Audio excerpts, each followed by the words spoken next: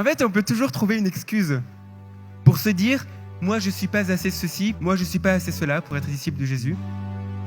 Et c'est là que je t'invite à ressortir ta Bible et à relire tous les personnages de la Bible et à te rendre compte que Dieu n'arrête pas d'appeler des gens qui ne sont pas parfaits. Noé était ivrogne, Abraham était trop vieux, Isaac était rêveur et Rebecca était une mère poule. Jacob était menteur, Léa se trouvait moche, Moïse était bègue, Aaron était idolâtre et Myriam était une gossip girl. Gédéon était peureux, Samson avait les cheveux longs et il était dragueur. Samuel ne connaissait pas la voix de Dieu, Élie était suicidaire, David était adultère et meurtrier, Salomon était riche et obsédé. Isaïe prêchait nu, Jérémie était un pleurnicheur, Ézéchiel il avait des visions, Daniel il était végétarien, Jonas c'était une tête de cochon dans le ventre d'un poisson, et Job il avait la poisse.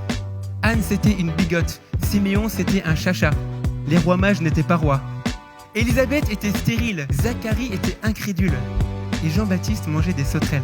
Pierre était borné, Nathanaël était sceptique, Thomas encore plus sceptique, Jacques et Jean c'était des faillots, Lévi travaillait pour les impôts, et Zacharie était petit. Marie-Madeleine était prostituée, Paul était persécuteur, Pierre a renié le Christ 3 fois, les disciples s'endormaient pendant qu'il priait, Marthe était une stressée de la vie, sa sœur Marie une feignasse, et Lazare était mort. Est-ce que tu crois pas que là-dedans, tu as aussi ta place ? Tu crois pas que tu as aussi ta place pour être disciple de Jésus, pour avoir un livre de la Bible à ton nom ? Pour que l'histoire du salut passe à travers toi ? En fait, c'est ce que Dieu aime. Quand Dieu appelle des disciples missionnaires, souvent il les appelle à mettre le bazar, pas parce que c'est des gens parfaits qui vont organiser un bon bazar, mais souvent parce que leurs imperfections, leurs fragilités, leurs doutes est ce qui va mettre le bazar. Parce que comment c'est possible que quelqu'un d'aussi normal, d'aussi fragile, puisse porter en lui la puissance de Dieu, puisse porter en lui l'œuvre de l'Esprit Saint. Et ça, c'est ce que Dieu veut pour toi.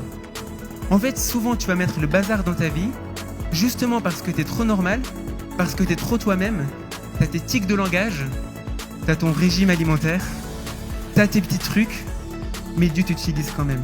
Ça va mettre le bazar, parce que ça dit aux autres, mais si lui, il connaît Dieu, peut-être que moi aussi, je peux connaître Dieu.